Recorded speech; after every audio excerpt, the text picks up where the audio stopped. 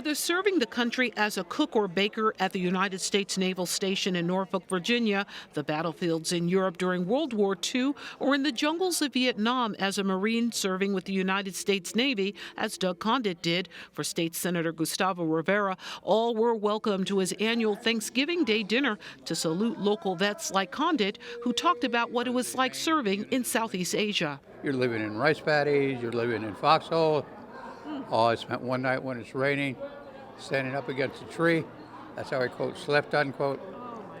You know, no, it's what you do. He also served as a medic while there, something that prepared him for his current job as a physician assistant at Montefiore Medical Center. It's an opportunity for us to recognize them, to thank them, to feed them, and to have a conversation with them to learn a little bit more about them and their lives. I'm here representing my late father, the late Sergeant Jesus Pedrosa, who served in World War II from 1940 to 1945. A member of the 65th Infantry Regiment of Puerto Rico that also fought in World War I and the Korean War and trained at Fort El Moro, the late Sergeant Jesus Pedrosa excelled on the battlefield and in training troops. Despite some challenges he experienced, he later moved to the Bronx, where his daughter, Linda Pedrosa here, was born.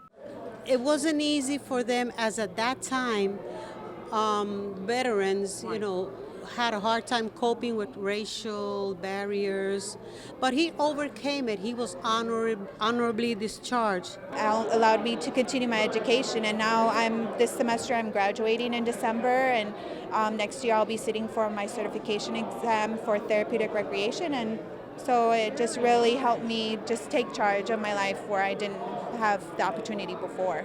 Today, she's president of the Lehman College Veterans Club. Isabel Ramirez from El Paso, Texas, served in the Navy from 2012 to 2016, where she was in high demand as a cook and baker. To cook breakfast, lunch, and dinner, and then you go home, and it's after 7 or 8 p.m., sometimes 9, you're getting home, and then you only have a few hours to get ready and then go to sleep and then do it all over again. So whether on active duty or right here in the district, tonight's ceremony was about recognizing those who work so hard to keep this country safe. For BronxNet, this is Arlene Makoko.